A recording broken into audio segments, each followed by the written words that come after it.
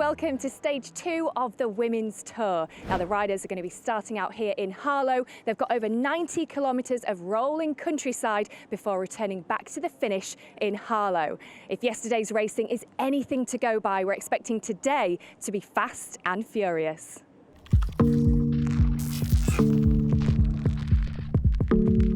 The peloton rolled out of Colchester for stage 1 of the 2022 Women's Tour. The first Skoda Queen of the Mountains climb of the day at Brantham was won by Christine Majerus of Team SD Works. Maike van der Down outpaced her rivals to win the pillar sprint at Holbrook and gained 3 seconds in the general classification. And the Le Col Wahoo rider repeated the trick at the second sprint of the day in Hadley. Christine Majerus was again in dominant form on the climb at Bildiston and consolidated her lead in the Queen of the Mountains competition. But it was British rider Danny Shrewsbury of Cams Basso who ignited the race. She launched a solo attack and built up a lead of over a minute to the peloton before the race had to be halted because of an incident on the road ahead. After that unplanned breather, the race resumed and Shrewsbury was eventually caught in the final 15 kilometres. As the peloton headed towards a technical finish in Bury St Edmunds, it came down to a bunch sprint. Trying to bring Corin Lebecki up towards, huge crash. It's going to be between Caponi and Bertinzolo. It looks like it's going to be Clara Caponi. Caponi takes it for FDJ. So after stage 1, Clara Caponi leads a GC by 4 seconds from Sofia Bertizzolo and Maike van der Down. Alina Cecchini is 4th at 6 seconds and Alison Jackson lies 5th, 1 second further back.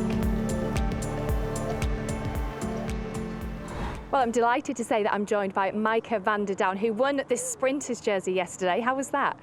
Yeah, well, it was nice in the end. It was not directly the first plan to go it, but yeah, it went how it went, and we were there and just see who's there too and who's gonna go for it. And just I thought, just go and let's see how it will be, and I won the first one, really, easily for my feeling. So we took the second one too. So that was really nice. Because of course you won your 2 sprints by the time the race had stopped, so you had a bit of a wait around. What did you do during that 45 minutes or so? Yeah, that was not the normal way of racing, and I was like, whoa, what happened now? And of course was not the best situation, but safety is the most important thing, of course. And we were waiting in the car to stay warm for almost 1 hour, and we also didn't know exactly what we will do till the end, or we continue or stop or neutralize. But in the end we continued to race towards the finish. So it was not the ideal situation, but in the end it is what it is. Yeah, and it was a fantastic race as well. There was that little crash at the very end that you were near thereabouts, weren't you? Yeah, I was behind the crash because the girls that crashed were like position 2 and 3 really in the front, but it was so slippy in the cornering. There was nothing to do about it, and just braked and continue the ride. What a race it was for you. Now you're going to stick around with me, Maike. Let's just take a look at what some of the other riders had to say. I think the lead out was going pretty well. In the last corner, a bit of an unfortunate event with Charlotte and Lorena crashing, which it was disappointing for us. Up towards, huge crash. But luckily they're not too hurt, so we're ready for the next few days. We've come here with a strong team, and I think we're going to focus for a sprint today with Lorena. She's obviously in really good shape, and we're all motivated, so I think it's going to be a nice day.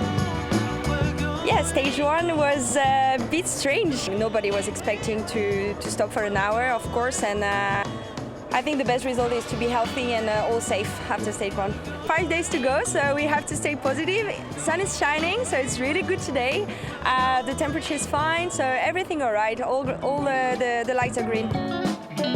I was really happy to go for the Skoda Mountain jersey. It was a little bit like a little goal in the race to keep focus, and I was happy it worked out. And in the end, with Elena riding to podium on the stage, so for us it was actually a good day. It was a busy stage yesterday with some bad weather conditions. Yeah, the finish was a bit tricky, and there was also a crash with some people sliding on a corner. And this all unluck for the bunch turned into luck for our team because I finished second. But by chance I'm wearing this for the cancer fight, and it's actually special to me because, yeah, I recently lost a person for it, so yeah. Well, Micah, let's talk tactics today. So we'll start off with you individually for today's race. Yeah, of course, after yesterday that we have the jersey is really nice, and I think now when we have it, we just have to go for it. I think the same way as yesterday, and let's see who's there too, and what the team's plans are. But we are going for it, and of course, I like that. We are going for it. Of course. One of our important goals is to hold our GC rider really safe in the group, that she don't lose time for the upcoming stages where the difference maybe gonna make more. So just keep her safe in the bunch, and in the end, of course, we're gonna sprint. And yeah, we want to win with that sprint with someone. And very quickly, who are the other rival teams today for you? Well, of course, DSM is there with Lorena Wiebes. There are some teams with some good sprinters. There's a few. Yeah, there are some. I think we almost can say every team have a good sprinter. But there are also teams with not. Yeah, they are really here with some attack riders. So maybe in the end, on the hilly part, the difference, gonna make. But yeah, let's see. Yeah. Well, thank you very much for speaking to us, Micah, and all the best for stage 2 for today and the rest of the week. Now, we've all enjoyed the racing so far. Let's hear from some younger riders who will hope for one day they'll be here in the Women's Tour.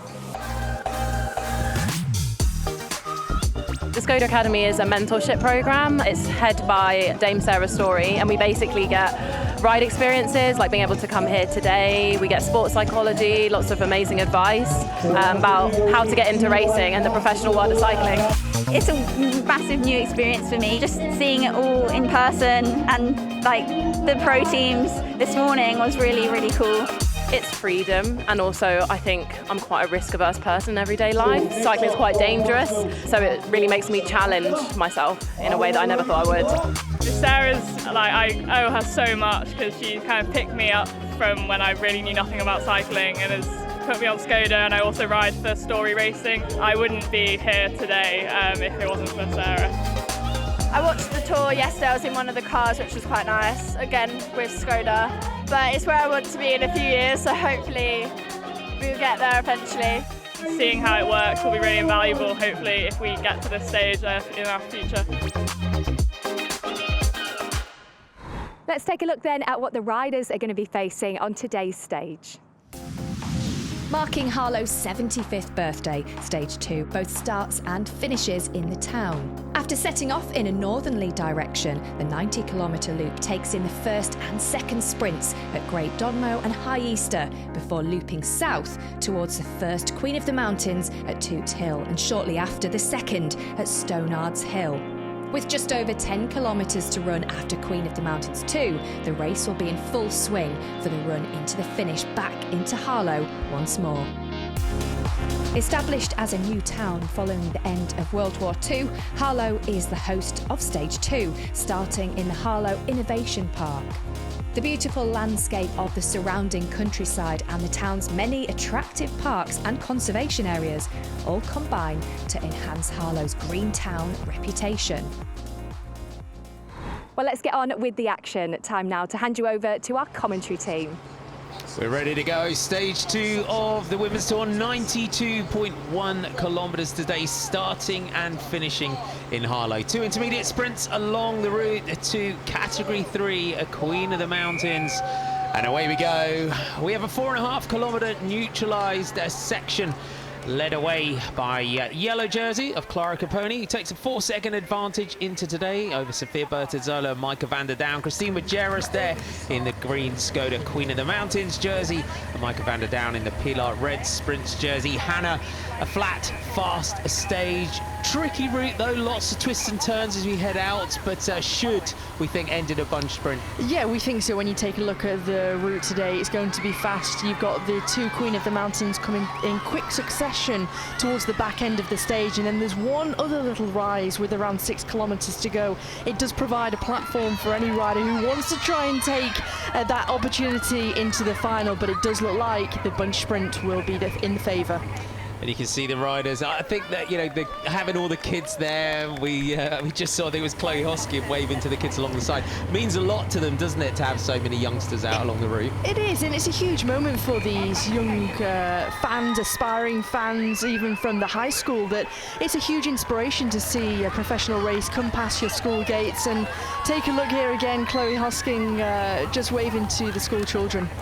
Great ambassador for our sport is Chloe Hoskin. We'll see what she can do in the sprint today. We'll expect Trek Segafredo to try and lead it out for her. Unfortunately, the crash yesterday coming into the finish took out Lorena Wiebes and Corin Lebecki, but Hosking without Balsamo in the race for Trek Segafredo's got to be their standout sprinter. She has to, and this is her opportunity to show what she's capable of. The Australian here at the back with 115 on her back, and yesterday, although she didn't come down in the crash, she was affected. She had to take a lot of speed off into that left-hand corner, and I think today she'll hope for a clear run-in, and the team was so dominant in that lead-out. Clara Caponi, small advantage. She's got to be really mindful of the intermediate sprints today. 3, 2 and 1 bonus seconds on each of those, and you know, as we get towards kilometre 0 here, Sophia Bertzello forward with Micah van der Down, but the flag is waved. We are off and racing. So Hannah, how do you think tactically this could play out here today? With those intermediate sprints, there's 4 or 5 teams who really want to make sure that this peloton arrive there to be able to take those bonus seconds, but also add to the points overall. Micah van der Down, who currently leads that pillar red jersey. Stage 2 of the Women's Tour, 72 kilometres to go. We are heading towards our first intermediate sprint of the day in the market town of Great Dunmow, and as is the tactics so far, Nicole Wahoo and Sarah Tizet, WNT, getting themselves up towards the front. You can see Micah van der Down there in that red and white Pillar Sprints leaders jersey. We had massive lead outs yesterday from Sarah Tizet and Nicole Wahoo. We have, and Live Racing Extra also trying to get themselves involved, likewise with Bike Exchange Jayco, and they just want to try and protect their riders who will be hoping to vie for some points, for some bonus seconds in the first intermediate sprint, and just try and protect them. You can see how protected these country roads are as well, with the high hedgerows, and there isn't too much wind on today's stage anyway, only around 11 kilometers per hour. Now you can see the arrival in those white, blue and red jerseys at the front of FDJ Nouvelle Aquitaine for Futuroscope. Clara Caponi, yesterday's stage winner, and in that yellow jersey is now locked in on the wheel of Marie Lenné. They are mindful of these bonus seconds. Micah van der Down sitting at 4 seconds going into today behind Caponi. Laura Senthio on the right-hand side there, the young French rider, just trying to pilot Francisca Browser, who has Maria Giulia Confonieri in the wheel there, so you can start to see that communication between the teams as the speed really starts to ramp up. Live Racing Extra trying to get themselves involved on the left-hand side. 1 kilometre to go into the sprint. Look at Lenné though, trying to bring Caponi through. Elena Cecchini, you can see there in that purple, yellow and pink jersey for SD Works, but look at the lead out, and it twists and turns in towards the sprint point as Caponi comes off the wheel of her teammate. Where is van der Down? There she is in that red jersey as Browser takes this swinging left-hander. Heading towards the first Queen of the Mountains point of the day, and our lone leader is still Sammy Stewart of Cams Basso. And Hannah, this is exceptional riding here from Sammy Stewart, as we've said repeatedly in the first 2 days, making her World Tour debut this week. Yeah, it's really impressive, isn't it? And only her second race day in a UCI professional team. She took those 2 victories in the Tour Series only a few weeks ago, and she finds herself now in only her second race day in the breakaway, leading the stage. Onto the Skoda Queen of the Mountains, Point Toot Hill, just 800 metres, 4.5%. But all of the climbs in this sort of region do have the little kicks, but look at the pace now from the peloton. Christine Majeras going into today in that Skoda Queen of the Mountains jersey, but a great battle emerging with Elise Chabet. It's only 800 meters this climb, but it's an average gradient of 4.5%, and it really takes the sting out, especially with the chase behind. And as teams start to get themselves organized, you can see on the left-hand side in those pink jerseys, Canyon SRAM starting to line up Elise Chabet, and waiting to pounce is the Skoda Queen of the Mountains leader, Christine Majerus, just sitting comfortably in the center of the road. So 4, 3, 2 and 1 points on offer on the top of the category 3 climb. Sammy Stewart, though, digging deep here on the climb. The Camps Basso team, they were on the attack yesterday with Danny Shrewsbury. And she's hanging on, but Sammy Stewart is really starting to look laboured now after those efforts of her sole breakaway. She's pushing and trying to turn that bigger gear and just hang on towards the top of the climb. And look at this, Cassia Niewiadoma now leading this one out for the Swiss rider Elise Chabet, the defending champion in the Skoda Queen of the Mountains competition, and the rush is coming. Majerus is poised and ready in that green jersey. Niewiadoma doing another fantastic lead out here for Elise Chabet. Only a handful of seconds now, and behind it's Christine Majerus shoulder to shoulder with looks like Gladys Verhulst of L'École Wahoo. Chabet trying to get on terms here. She's trying to come round the French woman and the Luxembourgish rider. Not quite sure she's going to get there. Gladys Verhulst, she was fighting it out yesterday. She takes maximum points there, and you just saw Majerus and Chabet just coming together before that turn at the top. Well, they carried so much speed into that left-hander there, didn't they? And Verhulst just carrying a little bit of speed over the top of that Queen of the Mountain. And there's confirmation of your results. So Gladys Verhulst takes it ahead of Elise Chabet and Christine Majerus. But now the big question is Gladys Verhulst going to persist now with this attack? Well, you take a look at the effort that's been forced by Gladys Verhulst. Lily Williams sensing the danger here, and there is a real shake-up in that peloton. It's really stretched out, and a few gaps starting to open up now. Our two leaders, Gladys Verhulst and Lily Williams, the French rider, just leading the American rider from Human Powered Health. So two good riders. And Lily Williams, track background, former World Team Pursuit champion. For Gladys Verhulst, she's going to look for maximum points the next Queen of the Mountain. You couldn't ask for a better breakaway companion. You couldn't. And two very, very strong riders. And I think at this point in the race, they have to both commit and have that cohesion between each other if they want to try and succeed all the way to the finish. And not only thinking about the second Queen of the Mountain, which they're at the start now. Stannard's Hill, 1 kilometre in length, averaging 4.9%. But from the helicopter shot here, again, you can just see multiple teams now coming through to the front. It just shows what a battle this Queen of the Mountains competition is. They'll want to get themselves over the top of this. Can anyone use it to a springboard to get up to our two leaders? They've got 11.9 kilometres to go from the summit. Plenty of teams not just thinking about this Skoda Queen of the Mountain, but also what comes after that. You have the fast descent over the other side and then an unclassified climb. So plenty of those teams who are thinking about the stage victory. You can see Jumbo Visma starting to get themselves organised. Bike Exchange Jayco in the centre of the road too. So Gladys Verhulst went into the day in 3rd place in the Queen of the Mountains classification with 3 points. She's already picked up 4. She just takes a glance back over the shoulder. Now she decides she's got to just try and anticipate the rush from the peloton and make sure she gets over the top and takes maximum points. You just saw that look over her shoulder there, and she could see that the peloton is in sight, and she wants to try and inject a little bit of pace to this breakaway. And if she feels like she's got the legs, then why not add to her overall tally in this Skoda Queen of the Mountains? If she's got more to give and Lily Williams can't respond, Gladys Verhulst just has to go alone here. L'École Wahoo, they are in that red Pillar Sprints jersey with Micah van der Down. What a race they're having so far. So the French rider has had some good success so far this season, won the Veenendaal Classic. We know her a lot as a sprinter though, Gladys Verhulst. She's quite an all-rounder, isn't she? And I think on a stage like today where we're not into big mountains, let's not forget this is only a 1 kilometre climb at an average gradient of 4.9%, so it is doable for a rider like Gladys Verhulst, and she's obviously has good legs, and I think the team have got good momentum around them.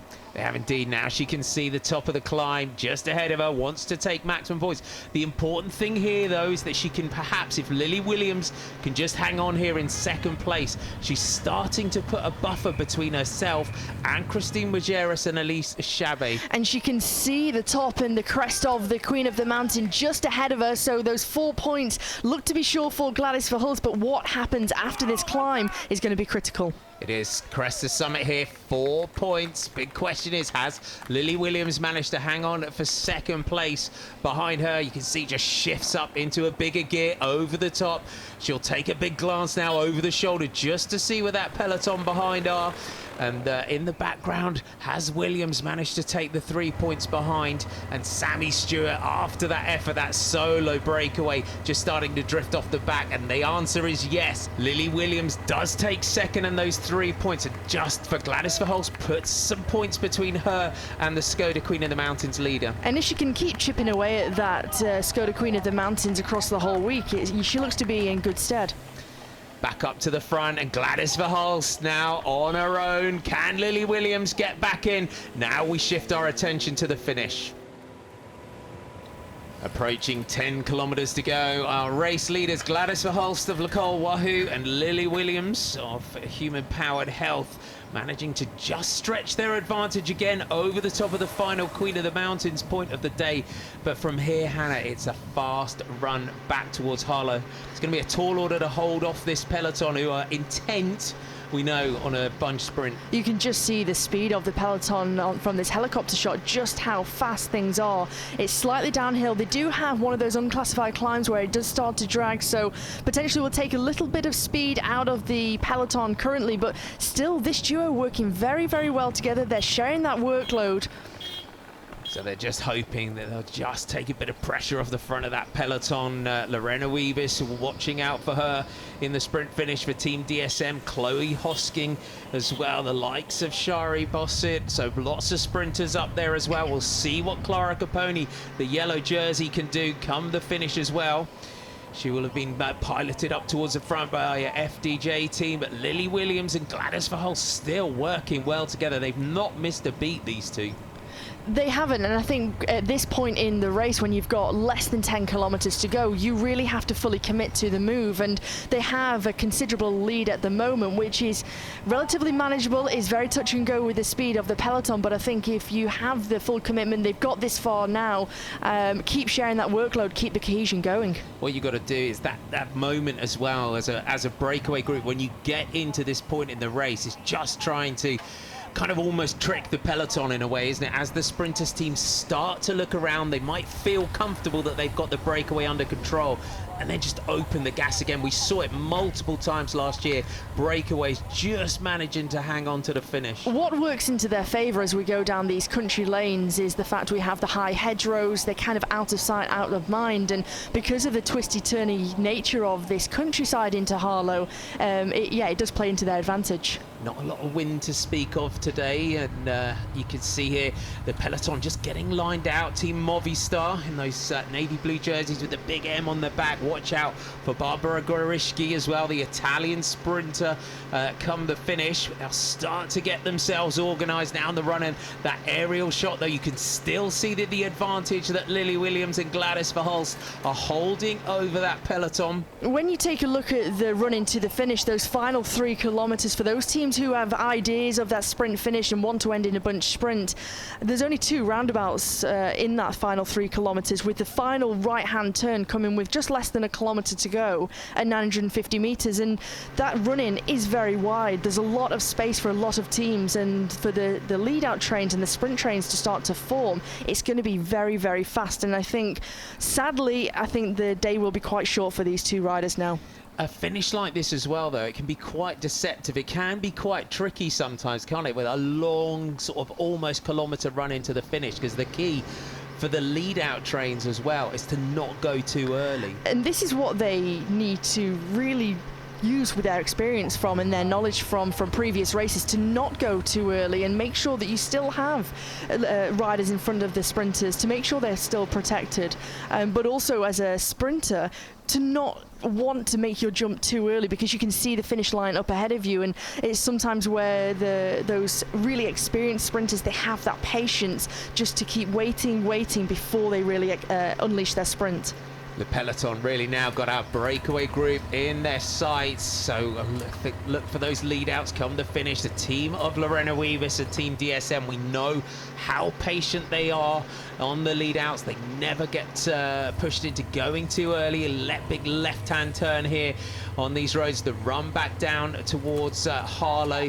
So the riders at the back here, you can just see Kristen Faulkner there just towards the back.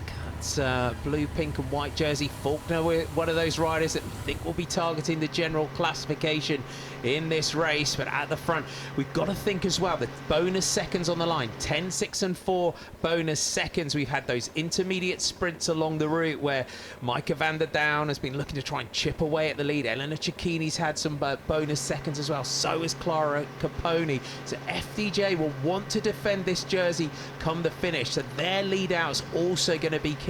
It could be very tight and very narrow. I mean, Ariana Fidanza's up there if Maria Giulia Confalnieri can gain those 10 seconds. There's plenty of riders, and we see here a little problem here. Oh, crash on the right. Ashmore Monpassio is just making her way back into the peloton, and we got a big crash on the right. Quinty Ton is down there as well. Go back up to the front with Ellen van Dijk and the Trek Segafredo team on the left. That's delayed a lot of riders. Tanya Erath just on the right here, just helping her teammate. I think that's Veronica Ewers just out of the ditch there. Loretta Hansen, Rihanna Marcus, Torino Numanova, all caught up in that crash. There's so many riders. One of the key members of the FDJ Nouvelle Aquitaine team is caught up, Marie Lenné on the left-hand side. So you take a look at what this crash has done to this peloton that is completely decimated. It has, so those riders will look on the aerial shot now just to see who's still in there. You can see Trek Segafredo on your right, Ellen van Dijk, Eleanor Backstead, and you've got Elisa Longo Borghini and their sprinter right on the back. So they've got them in sight now as these riders just try to get themselves up and chase to get back in. Marlon Royce also delayed. Yeah, big shame for Team SD Works there that they've lost one of their key figures within the team, and for that lead out for Elena Cecchini. Noticing from that aerial shot that Sarah Tizit WNT Pro Cycling have all 5 of those riders. They're on the left-hand side of the road at the moment with those blue jerseys and the red helmets. You can see Corinne Lebecki from that aerial shot, the yellow and black jersey from Jumbo-Visma. She's got one rider in front of her. Canyon SRAM are still there. They've got good formation. Shari Bossut with Elise Shabby on the back, just acting in that minesweeper role. Our 2 breakaway riders out at the head of the race. It does look like almost that their time out in the lead is doomed now.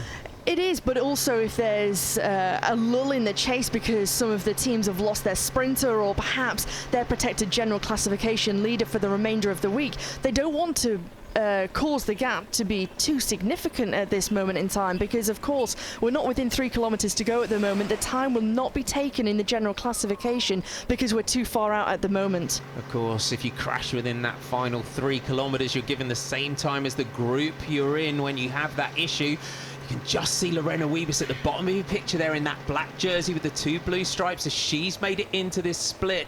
And you can tell at this point in the race, Hannah, it's going to be a frantic chase for those teams to get back in. It's going to be a real fight, and how much energy are they going to expand by trying to get back into contention? You can just see on the left-hand side of the road, the yellow jersey leader, Clara Caponi, is there with 1 rider in front of her. So that is, it's great news that she's there, but not great news that she doesn't have more teammates than just the one in front of her. It is indeed. Clara Caponi deliver another sprint victory here. She took a great win yesterday, and you can see our 2 leaders just constantly checking back over the shoulder here. At this point as well, you've just got to go all in for that to try and hold off that bunch. But from the helicopter shot here, Ellen van Dijk still on the front. We know from race after race what Ellen van Dijk can do when they decide to really make the charge here. We know what the power of Trek Segafredo can do. We do, and we know the firepower that they've got. With Ellen van Dijk is there, Lisa Longo Borghini. You can start to see in the background there, some of the groups are just making their way through. It's been a big old chase, but they are about to make that junction. Are indeed 5 kilometers to go for our 2 leaders, still holding off that peloton as it gets back together, and that news will quickly spread through the peloton like wildfire that the groups are getting themselves back in there, and this is the point here as well with 5 kilometers to go, when those sprinters teams just start to collect themselves and start to plan that lead out. We just saw on the back of the peloton there one of the riders who's looking towards winning this general classification. Ashley Moolman-Pasio has just got herself back into contention. And she'll want to try and move herself as far up the peloton as she can. At this point, you saw her just get back onto the back of the peloton just as that crash happened. Williams and Verhulst, though, still sharing this lead at the head of the race, but for how much longer? It's an incredible effort for both of these riders. Despite everything that's been going on behind, they still have around 12 or 13 seconds lead over this chasing peloton. And as the peloton has now started to swell with those other teams' riders getting back into contention, this is where you can almost start to feel the ferocity of the pressure of the peloton. So riders just constantly checking back over the shoulder. Omar Shapiro on the left there in that white jersey, this blue bands, the champion of Israel on the back of the group. Verhulst and Williams, though, you can see from this aerial shot digging deep. Team Pursuit, a former world champion on the track, is Lily Williams with this human-powered health team. Great breakaway companion for Gladys Verhulst. Little flick of the elbow there to just tell Verhulst to come through. As we head towards the final 3 kilometers of this race, if there is any mishaps or crashes, mechanicals, the riders will be given the same time as the group that they are in, but they're still holding on. You can just see ever so slightly the group chasing down in the background here. Team Bike Exchange Jayco starting to form their lead out for Arianna Fidanza, the Italian woman.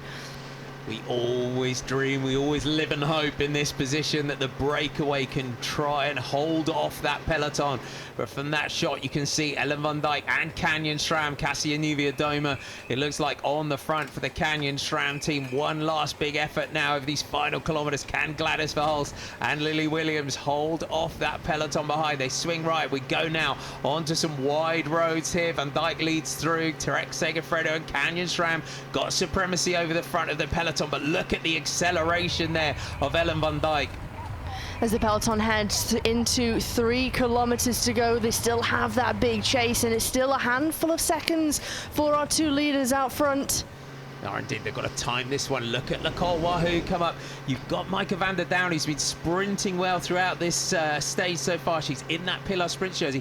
But they've got Marjolein van Geloof, but they won't want to lead this chase here. They've just got to keep themselves up towards the front and then make their move when Gladys Verhulst is caught, but the catch is almost made. The road is so wide, and you want to make sure that you don't start your lead out too early. They've only got 2 riders in front of Marjolein van Geloof, and you don't want to waste those resources as we take on one of the 2 roundabouts in this final 3 kilometers. Through that turn, Ellen van Dijk now on the front. They're trying to bring Chloe Hosking through to try and take the sprint victory here for Trek Segafredo. The catch is made. It's the European champion on the front. And look at Tiff Cromwell trying to come through. Tiffany Cromwell, she's got Cassia Niewiadoma in her wheel. They're trying to pilot Shari Bassard into this final, into Harlow, and still Trek Segafredo. They still have strength in numbers on the front. It's still the European champion Ellen van Dijk who's patrolling things. Young Eleanor Backstead just locked in the wheel there. She is indeed Tiff Cromwell in that yellow multicolored jersey on your right there for Canyon SRAM. Ellen van Dijk's day is done. Now we see the young Welsh rider Eleanor Backstead that takes over in the lead out on the front. There are such huge comparisons in the world of cycling between Backstead and van Dijk. You could just see Team DSM in the black jerseys trying to come round on the right side of Trek Segafredo. As Eleanor Backstead closed the door there, they had to reassess their position on the road, and they've almost been swamped now, the riders who will be wanting to hope that Lorena Wiebes takes the victory today.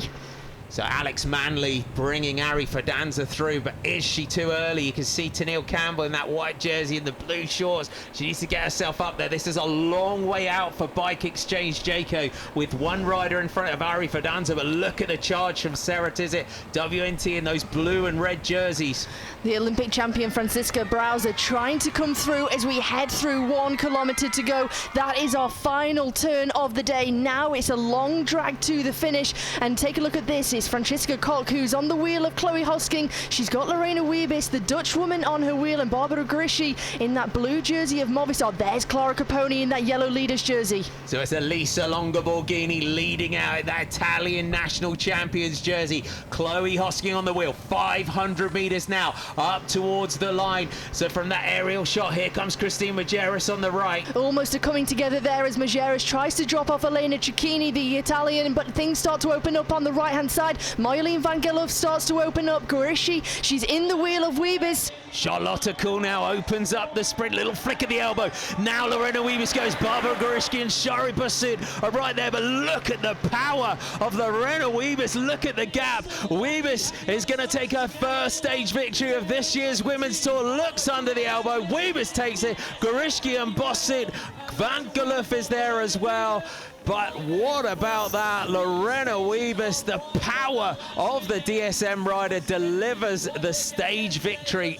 And this is the moment where Lorena Wiebes launches her explosive acceleration, and she opens at 1 bike length, 2 bike lengths. The other riders, Grischi, she was in the perfect position. She was in the wheel. She was in that slipstream, but could never quite get on terms of the Dutch woman.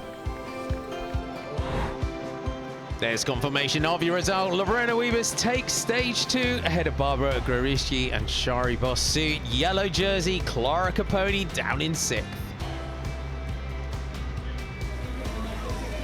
Onto the podium, DSM's Lorena Wiebes, after another exceptional lead out from her team, delivers a stage victory here in Harlow. The Combativity Award goes to Sammy Stewart of Cams Basso, making her World Tour debut. Another day in the red Pillar Sprints jersey, Micah van der Down really making that competition her own. A day to remember for the Skoda DSI Academy riders as they join Queen of the Mountains leader Christine Majerus on the podium. After a victory on day 1, Clara Caponi still leads in the Breast Cancer Now points competition. And she was back onto the podium another day, and another yellow jersey for the FDJ Nouvelle Aquitaine rider from France. How do you feel now after stage 2? I'm still happy, and I have good feeling on the bike, so yeah, it's good for the rest of the week. I know it will be harder the next day, but I will be here for my leader for the climb. And what should we expect to see from you tomorrow? We will see. I don't know yet. Just need a rest. Yeah. Your general classification looks like this. After stage 2, Clara Caponi leads Micah van der Down by 3 seconds. A stage win and 10 bonus seconds move Lorena Wiebes up to 3rd at 4, with Bertizzolo and Cecchini dropping to 4th and 5th. Well, I think it's safe to say, Lorena, that you are on absolute fighting form at the moment. Yeah, I'm really happy with the form at the moment. Of course, yesterday was disappointing, but referring to the crash towards the very end of the race as well. Yeah, you never want to crash, and but it made me also more motivated to get it today. Is that possible for you to be even more motivated? Talk me through the final 10K of the race today. Yeah, with 60K to go, the crash was. Yeah. But luckily, I got through it, and but we lost Pfeiffer and Leah there. Yeah. And we had to find our positions a bit. We were a bit stuck in the middle with the lead out. So at one point I found my own way, but the girls came back to me before the last right corner. So it was perfect timed for us. Yeah. And the girls did a really great job. And you executed that sprint brilliantly at the end. Yeah, Charlotte put me in a really good position with around, I think, 175 meters to go or something. And it was really good. She came with a speed from behind. Yeah. And it was really good time from us. And also how we picked up the situation after losing Pfeiffer, one of our most important girls in the lead out. Yeah. And how confident are you for the rest of the week? Well, I think tomorrow is a bigger chance for a sprint. Stage 4 will be hard. Yeah.